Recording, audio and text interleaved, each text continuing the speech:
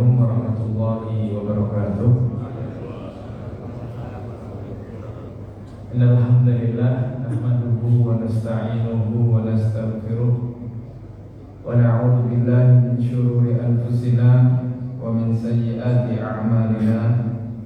Man yahdihillahu fala mudilla lahu wa man yudlilhu fala hadiya lahu.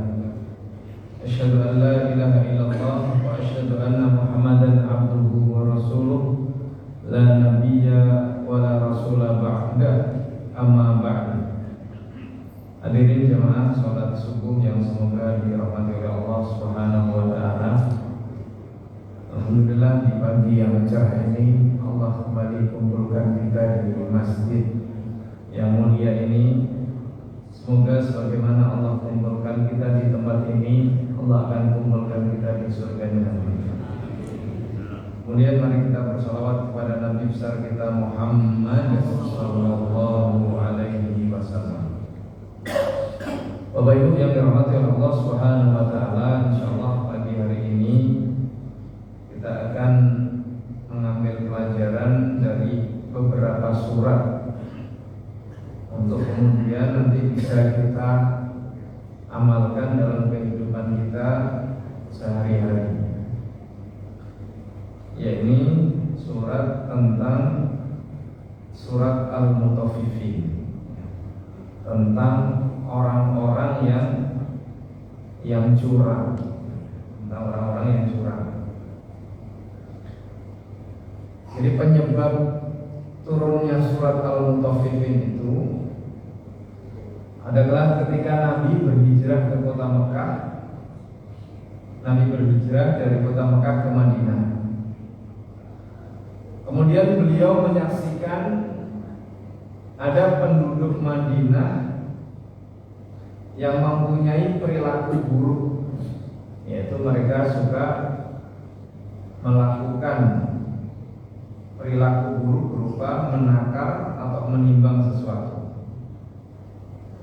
Jadi mereka itu ketika ingin membeli sesuatu dari orang lain, maka maunya barangnya ini, takarannya ini pas.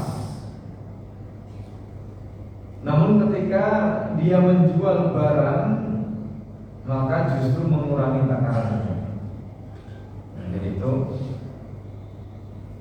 asbabun nuzulnya, ya, sebab turunnya surat Al-Mutaffifin ini. Kemudian di awal surat ini Allah menjelaskan wailun, yaitu menyinggung salah satu keburukan yang dianggap ringan. Jadi ada orang yang menganggap ringan, menganggap sepele perbuatan ini. Padahal sebenarnya ini adalah perkara yang besar di sisi Allah Subhanahu wa taala. Jadi nanti ini akan berkaitan dengan pekerjaan kita dan yang lainnya. Jadi perkara ini dianggap ringan, padahal sebenarnya ini adalah perkara yang besar. Oleh karena itu, tidak ada surat di dalam Al-Quran yang diawali langsung dengan ancaman, kecuali yaitu surat ini dan surat Al-Humazah. Jadi wailun lil mutaffifin dan satu lagi wailun likulli humazah. Nah, ini dua surat ini yang dalam Al-Quran dimulainya langsung dengan kata wailun, ya, dengan ancaman ini. Kalau surat Al-Mutaffifin ini tentang pelanggaran terhadap hak milik orang lain dari sisi harta. Jadi kalau wailun lil mutaffifin ini berkaitan dengan pelakunya yang berkaitan dengan harta, dari sisi harta, kecurangan dalam menimbang harta. Sedangkan surat Al-Humazah itu tentang orang-orang yang suka mengumpat. Ini berkaitan juga dengan hak orang lain. Jadi kalau mutaffifin yang diawali dengan ancaman, ini berkaitan dengan harta, ya. Kalau Al-Humazah diawali dengan ancaman, Tapi ini suratnya berkaitan dengan hak orang lain juga, yaitu menghina, mengumpat. Oleh karena itu hadirin yang dirahmati Allah Subhanahu wa taala, maka kedua-duanya ini adalah perkara yang berat. Jadi perkara yang berat, bukan perkara yang ringan. Di ayat yang pertama Allah memulai wailun lil mutaffifin. Jadi kecelakaan besar bagi orang-orang yang curang. Kata wail di sini ada dua pendapat ya dari kalangan ahli tafsir. Wail yang pertama adalah nama sebuah lembah yang ada di neraka. Ini dimulai dari itu. Jadi nama lembah yang ada di neraka jahanam. Kata yang kedua, wailun dikembalikan lagi kepada penggunaan aslinya dalam bahasa Arab yang berarti adalah kecelakaan atau kebinasaan. Ini pendapat yang lebih kuat dari segi bahasa. Kemudian firman Allah lil mutaffifin ini diambil dari kata at-tufaf, yaitu ukuran barang atau segenggam tangan. Ini ukurannya. Kemudian kata berikutnya alladzina idza qtalu 'alan nasi yastawfun.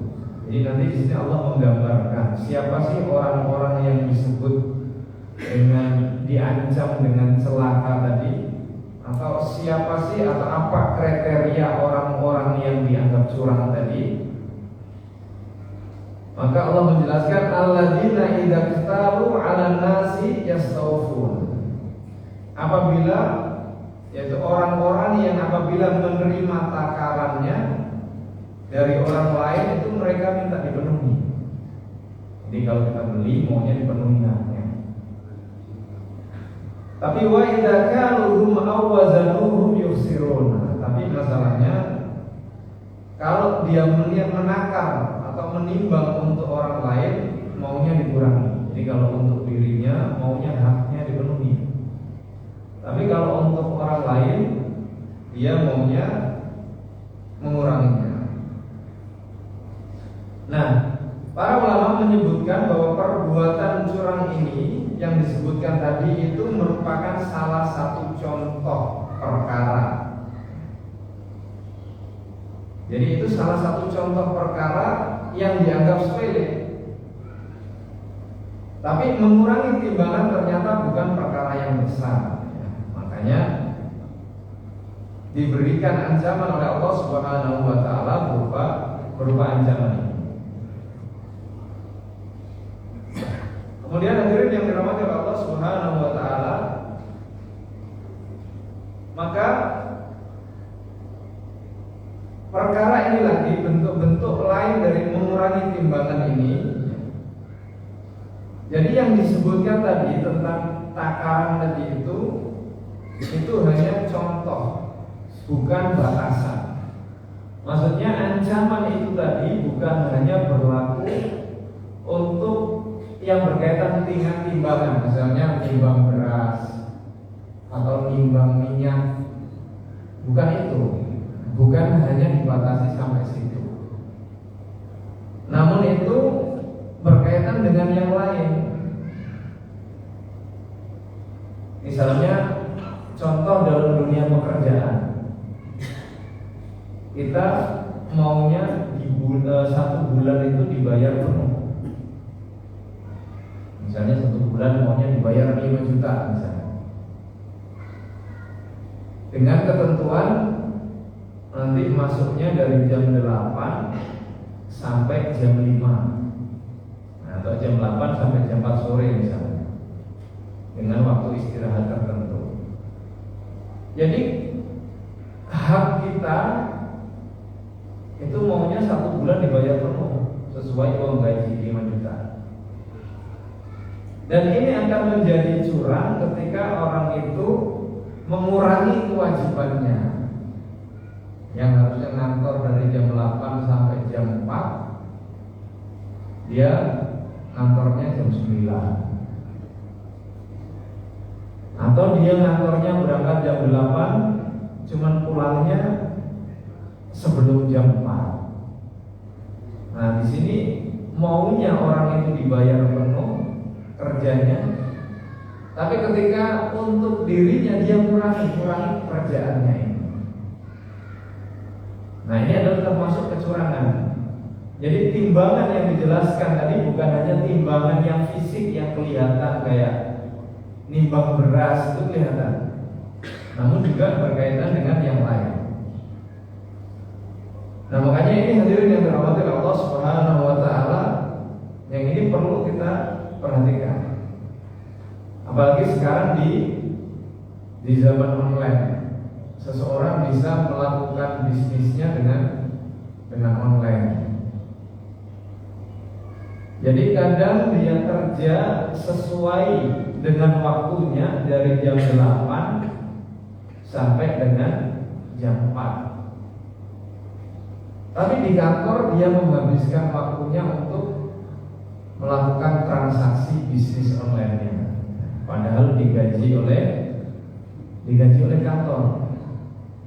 Digaji oleh kantor tapi menghabiskan waktunya untuk melakukan bisnisnya sendiri. Jadi fisiknya ada di kantor tapi mengerjakan bisnis yang lain. Nah, ini adalah curang. Maunya dibayar dengan penuh, digaji penuh, tapi dia mengurangi pekerjaannya. Nah, ini juga sama yang ngajar. Ngajar itu jelas 1 jamnya 100.000 misalnya. Ini ustadznya atau gurunya datang terlambat. Jadi ini mengurangi jam pelajaran. Ini misalnya pegawai yang berangkat kantor terlambat alasan hujan. Nah, ini sekarang ini musim hujan. Begitu masuk kantor mohon maaf hujan. Jadi nyari kambing hitam. Kira-kira alasan apa nih yang kemudian bisa dipulihkan? Ternyata hujan. Nah, pegawai yang baik itu tahu ketika musim hujan maka harus sedia payung, sedia jas hujan. Jangan kemudian nyari alasan. Atau juga sebaliknya, kita ke kantor dari pagi sampai siang ngaji. Ngaji itu amalan soleh gak? Soleh.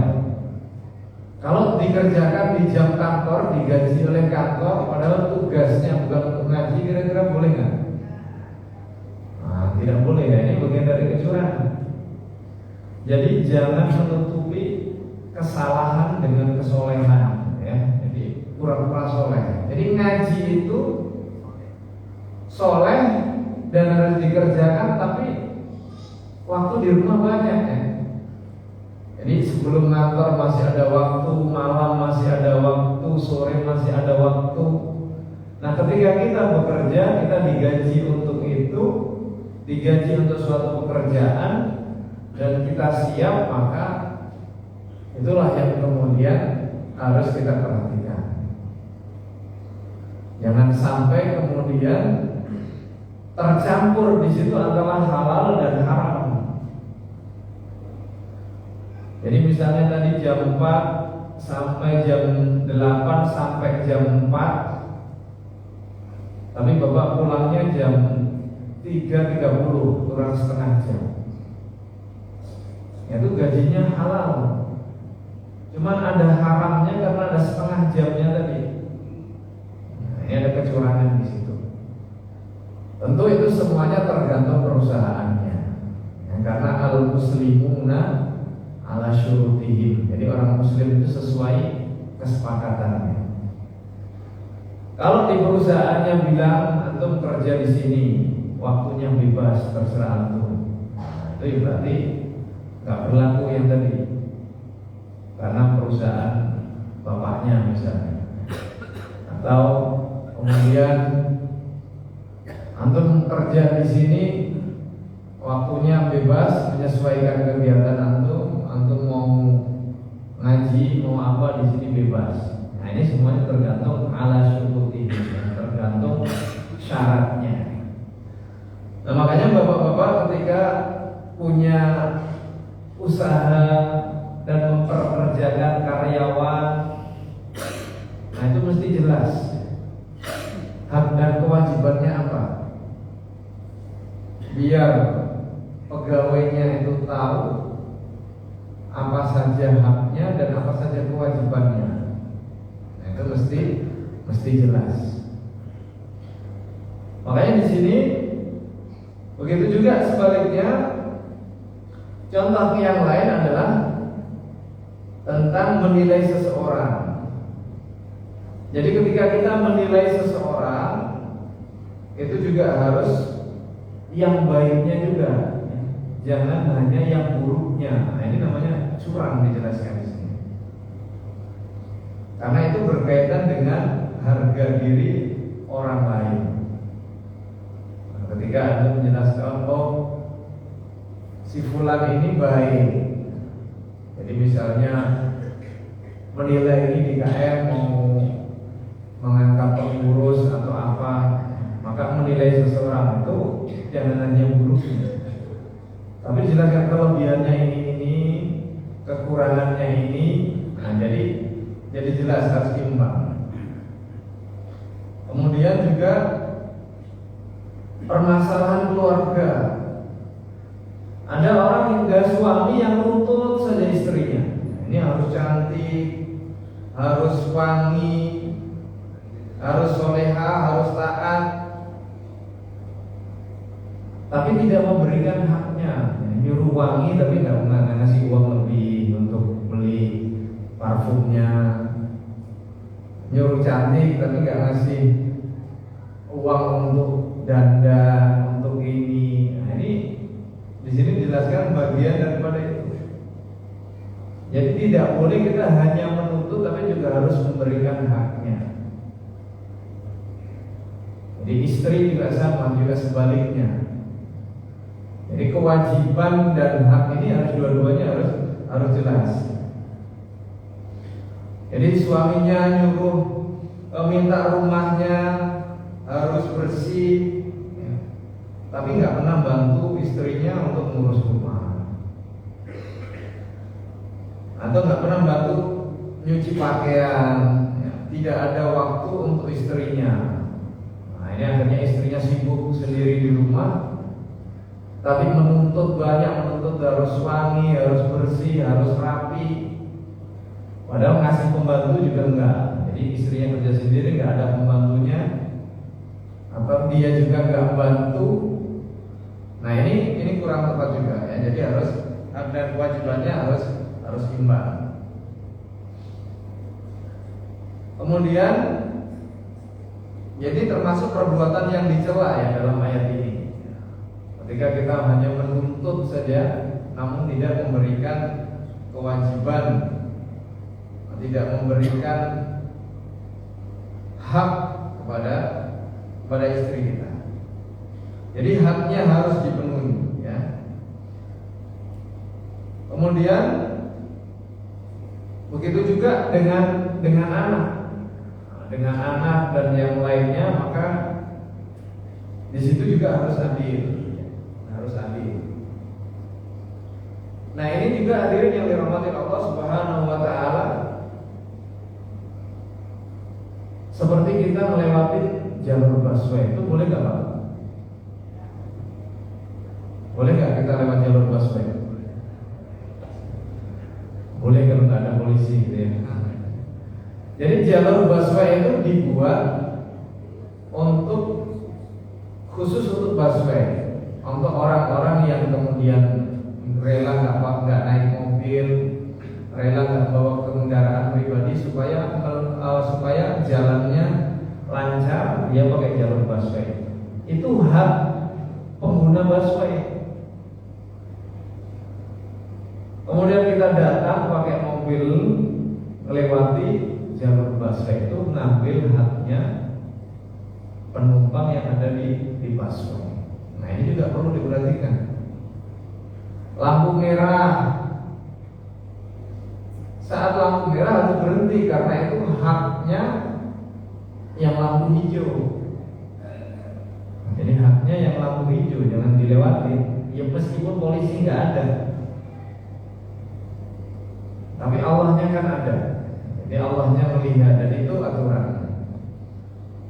Jalan satu arah, ya, karena rumahnya dekat, lawan arus saja. Nah, itu melawan hak orang-orang yang ada di jalan tersebut. Nah, ini hal-hal yang kemudian perlu kita perhatikan. Atau kadang ini sekarang ini jualan itu bisa serba online. Untuk menawarkan barang, menawarkan motor, menawarkan bisa jual motor, jual mobil, jual apa misalnya.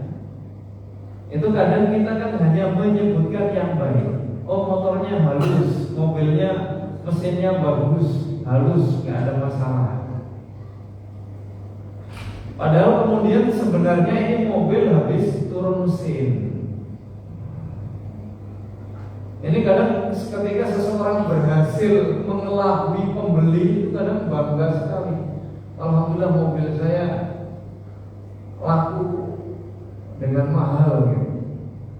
Padahal sebenarnya tadi dia menutupi aib yang ada di mobil itu. Jadi maunya bayarannya gede, tapi ternyata di situ adalah dia menutupi aibnya, padahal harusnya harganya nggak sampai segitu. Jadi dia jual nggak terang-terangan, nggak jelaskan kondisi mobilnya kayak begini misalnya. Nah, ini juga hal-hal yang perlu diperhatikan, ya. Mau dalam jual beli, mau dalam kantor, urusan kantor, mau urusan keluarga, mau urusan SPP. Nah, ini Bapak Ibu, ya, waktunya bayar SPP. Sudah kesepakatan dengan sekolah bayarnya tiap tanggal 9 misalnya, atau misalnya tiap pekan pertama di awal bulan. Maka di situ yang harus dibayar. Jangan mendolimi gurunya dengan molor dalam bayar SPP. Nah, ini juga semuanya ya termasuk kategori orang-orang yang curang tadi. Jadi ini kaitannya banyak ya dalam sehari-hari kita, dalam sekolah, dalam pekerjaan, dalam keluarga, semuanya dituntut untuk masing-masing menunaikan hak dan kewajibannya. Nah, kemudian begitu juga sama ya, untuk di pemerintahan juga begitu, yang dianggap sebagai pejabat itu ada pemimpin, ada rakyatnya. Nah, ini semuanya harus kemudian menunaikan hak dan kewajibannya dengan baik. Misalnya pemerintah, ini kita harus bayar pajak, harus bayar ini, harus bayar itu, semuanya diwajibkan bayar. Maka hak-hak tentang menyejahterakan rakyat juga harus dipenuhi. Karena rakyat kewajibannya bayar ini, tapi haknya harus mendapatkan kesejahteraan dan yang lainnya, maka ini semuanya perlu diperhatikan. Kemudian hadirin yang dirahmati oleh Allah Subhanahu wa taala, maka itulah yang kemudian perlu kita perhatikan. Di ayat 4 Allah menjelaskan ala yadhunnu ulaika annahum mab'utsun. Tidakkah orang-orang itu menyangka bahwa sesungguhnya mereka akan dibangkitkan? Jadi setelah Allah kasih ancaman tadi tentang wailun, celaka kepada orang-orang yang melakukan kecurangan ya dengan gambaran-gambaran di atas tadi, kemudian Allah tegur mereka, Allah ingatkan ala yadhunnu ulaika annahum mab'utsun. Jadi tidakkah orang-orang yang melakukan kecurangan itu tadi, tidakkah mereka yakin ya bahwasanya nanti itu mereka akan dibangkitkan kembali. Jadi orang-orang yang nipu, yang jual jeruk bilang manis, manis enggak ini? Padahal sebenarnya asam. Nah, dia bilang manis. Kalau nggak bilang asam, cuma bilang, oh ini seger. Nah, jadi nggak seger padahal asam. Nah ini semua tadi ala yadhunnu ulaika annahum mab'utsun. Jadi orang-orang yang begini ini, ya, tidakkah mereka menyangka kalau nanti akan dibangkitkan dan kemudian mereka akan mempertanggungjawabkan itu semua. Nah, jadi urusannya nggak sampai situ. Antum lawan arus, kemudian mengganggu orang lain karena nggak ada polisi, nggak ada masalah. Cuman urusannya nggak hanya sampai situ. Urusannya adalah ala yadhunnu ulaika annahum mab'utsun. Maka nanti akan dibangkitkan lagi kita dan kemudian akan mempertanggungjawabkan itu. Makanya salah satu ulama menjelaskan, Sufyan Ats-Tsauri menjelaskan, jika engkau bertemu Allah, jadi kita meninggal dan nanti di akhirat ketemu Allah dengan membawa 72 dosa antara engkau dan Allah, itu lebih ringan urusannya daripada kita datang bertemu Allah membawa satu dosa yang kaitannya dengan manusia. Jadi antum membawa 72 dosa yang hubungannya dengan Allah, dengan antum membawa satu dosa yang kaitannya dengan orang, itu lebih ringan katanya. Kenapa? Karena Allah itu satu, Maha Pemaaf, Maha Pengampun. Allah bisa saja kemudian dengan banyaknya dosa itu Dia akan mengampuni orang tersebut. Tapi kalau antara orang ini, kalau nanti dimaafkan selesai, cuman kan masalahnya masing-masing nanti nggak peduli, ya, masing-masing pokoknya yang penting dia selamat, bisa lolos. Mau dapatkan pahala dari mana saja, yang penting dia lolos. Nah, dan ketika kita misalnya punya kaitan, punya sangkutan dosa dengan orang lain, maka nanti harus dihisab dulu. Makanya datang yang dijelaskan tentang salah satu hadis Nabi itu tentang orang-orang yang bangkrut itu. Nabi jelaskan, tahukah kalian orang-orang yang bangkrut itu? Orang yang datang bawa pahala sholatnya, pahala zakatnya, pahala kebaikannya, dia bawa semua. Tapi begitu di sana datang orang yang mengadu kepada Allah, ya Allah, si fulan dulu pernah mendolimi saya, dia pernah menghina saya, dia pernah membunuh saya. Ini ada 3, itu yang berkata membunuh itu fisik, ada yang mengambil harta, itu berkaitan dengan harta, ada yang harga diri, dia mencaci maki saya, memfitnah saya. Nah ini urusannya panjang. Ketika itu benar, maka kemudian diambillah kebaikan orang ini dan diberikan kepada orang yang telah mendoliminya, orang yang pernah didoliminya. Nah, makanya nanti kata Sufyan Ats-Tsauri, 72 dosa itu lebih ringan urusannya daripada satu dosa yang kaitannya dengan manusia. Karena urusan dengan manusia tadi harus diganti, dan gantinya adalah dengan kebaikan. Kalau dia cuma mendolimi satu orang dan jumlah kadar ukurannya ya tergantung seberapa besar dia mendoliminya. Jadi nanti pahala kebaikannya dikasih orang yang pernah didoliminya. Datang lagi orang yang ngadu, ya Allah dulu si fulan pernah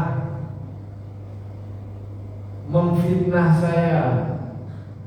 Jadi dia pernah difitnah dulu di dunia, sampai diusir dari kampungnya, dia nggak terima. Sekarang saya menuntut balas, ya Allah, diambillah kebaikan lagi, dikasihkan kepada orang yang pernah difitnahnya. Dan terus seberapa banyak orang yang pernah didoliminya, baik dari segi fisik, harta maupun harga diri tadi.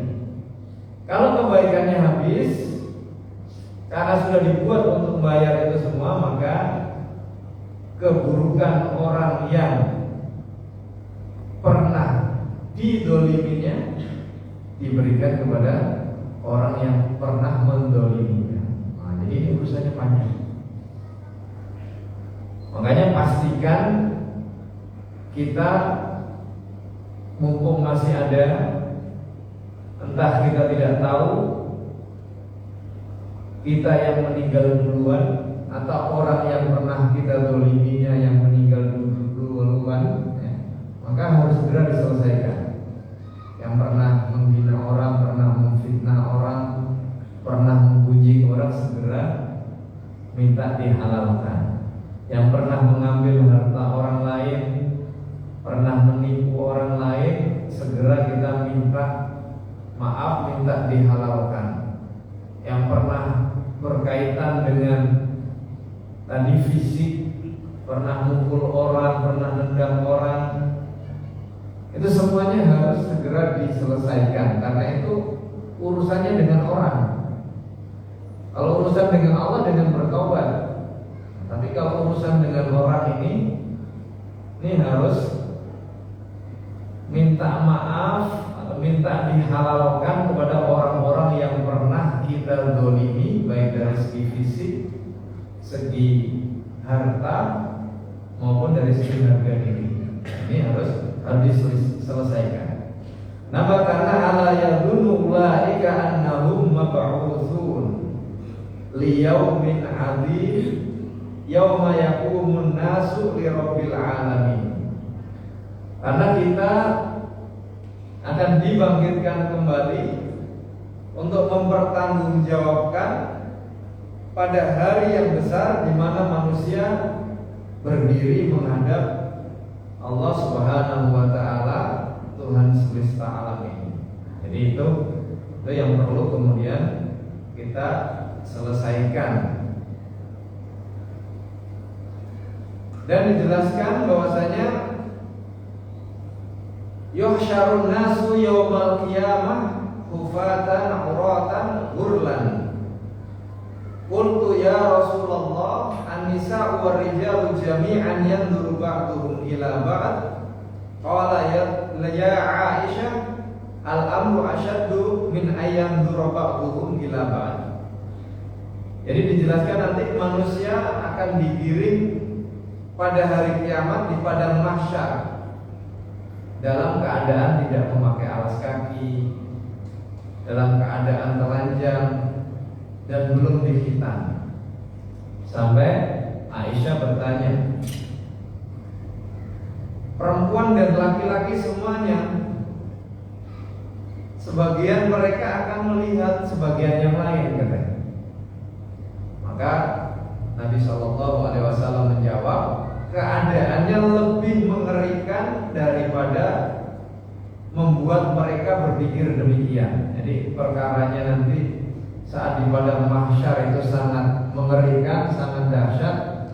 Orang-orang nggak berpikiran begitu, nggak kepikiran mau lihat apa, itu sudah nggak kepikiran karena masing-masing sedang khawatir menunggu persidangan itu.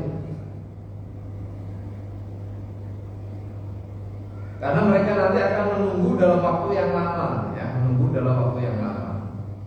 Jadi manusia nanti akan dikumpulkan di suatu tempat yang datar dan rata. Jadi tempatnya itu datar dan rata. Kalau bumi kan ada naik, ada tanjakan, ada turunan, ada jurang, ada gunung. Nah mahsyar itu semuanya rata, ya. Tempatnya datar dan rata, tidak ada lembah, semuanya rata. Kemudian matahari didekatkan sampai hanya berjarak 1 mil dari manusia. Kemudian seluruh manusia sejak Nabi Adam sampai nanti manusia yang terakhir, nah itu akan berkumpul di padang mahsyar tersebut. Keringatnya bercucuran, ya, sampai Nabi menyebutkan bahwa keringat seseorang sesuai dengan imannya, ya, sesuai dengan imannya masing-masing. Orang yang imannya tinggi maka keringatnya sedikit. Sebaliknya kalau orangnya atau imannya buruk maka keringatnya yang makin banyak. Ada yang keringat sampai betisnya, ada yang sampai pahanya, pinggangnya, sampai mulutnya, bahkan sampai kepalanya. Nah ini kondisi pada waktu saat itu. Bagaimana dijelaskan dalam hadis, ya.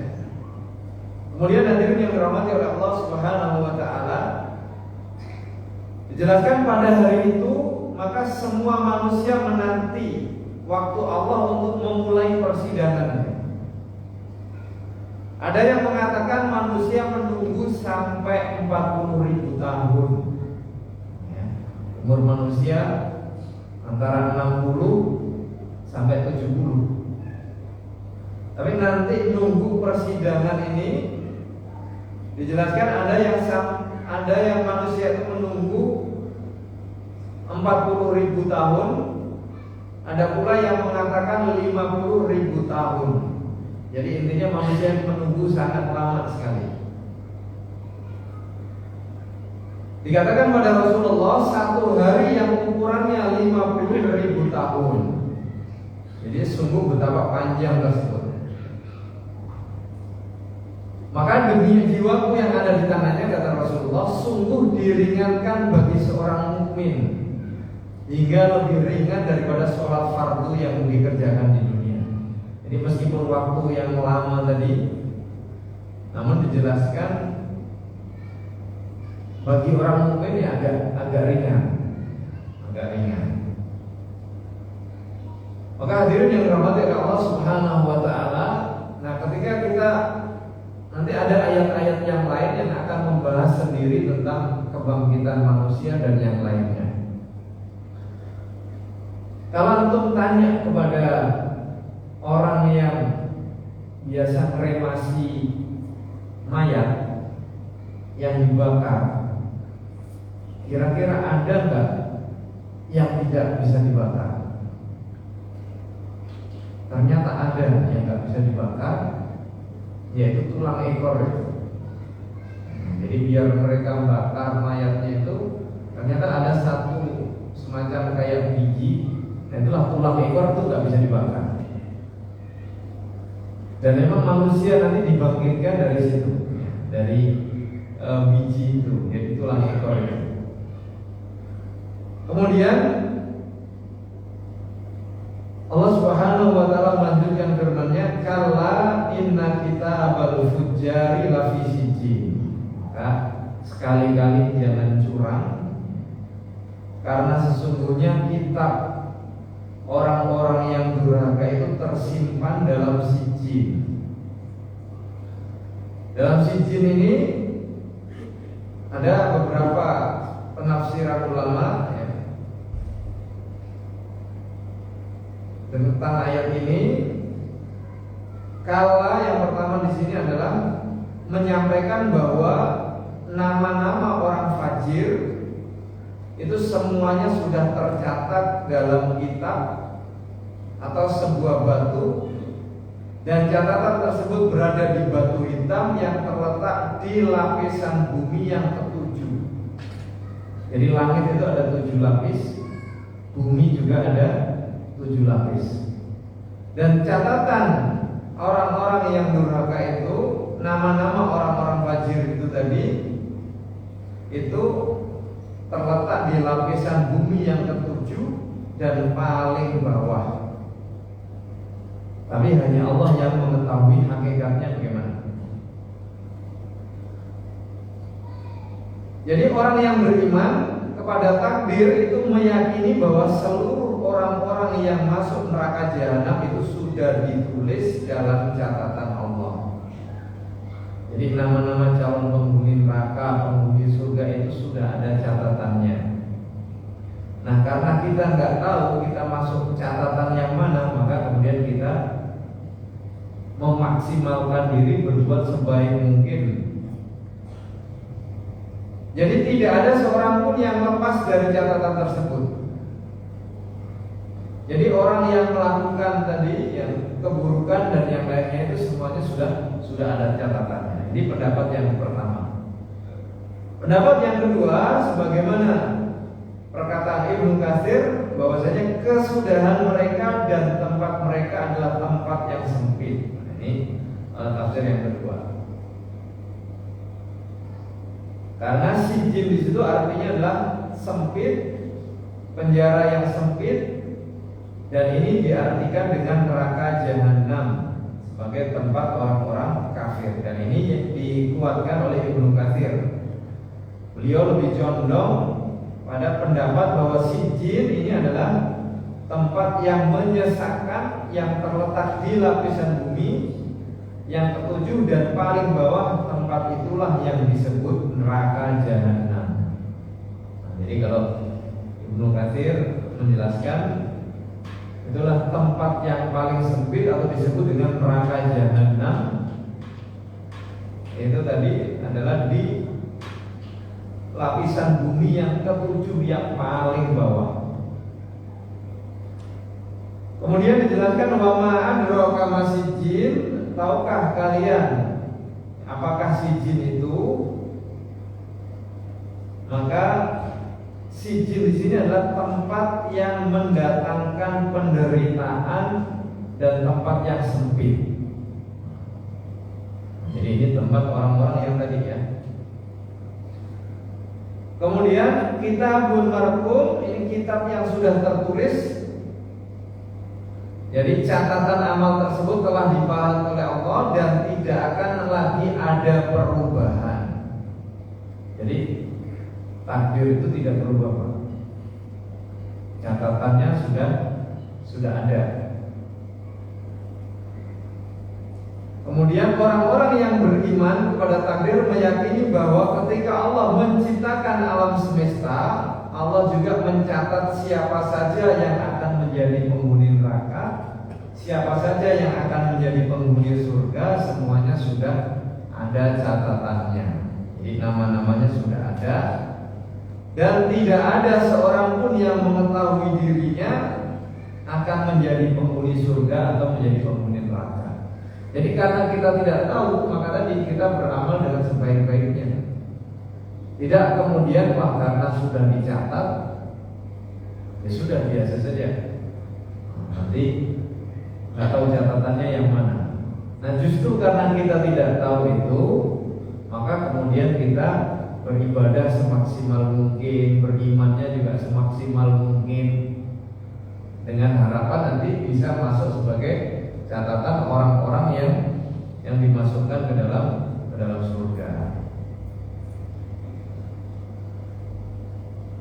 Maka kemudian jika ada yang bertanya mengapa harus beramal jika kita tahu akan menjadi penghuni neraka atau penghuni surga, maka tadi karena kita tidak tahu, maka hendaknya kita beramal. Sebagaimana Rasulullah SAW jelaskan, i'malu fakullun muyassar lima khuliqa lahu. Amma man kana min ahli sa'adah fayusayyaru li'amali ahli sa'adah, wa amma man kana min ahli syaqa fayusayyaru li'amali ahli syaqawah. Jadi hendaknya kalian beramal, kata Rasulullah SAW, karena setiap orang akan dimudahkan sesuai dengan tujuan dia diciptakan.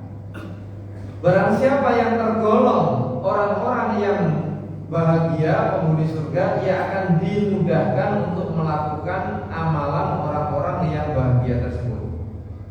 Barang siapa orang-orang yang tergolong menjadi orang-orang yang sengsara penghuni neraka, ia akan dimudahkan untuk melakukan amalan orang-orang yang sengsara itu. Nah, jadi gambarannya itu kayak gini Pak, kita lomba, dalam perlombaan, nah kita karena tidak tahu kita menang atau tidak, kayak lomba misalnya lomba jalan sehat,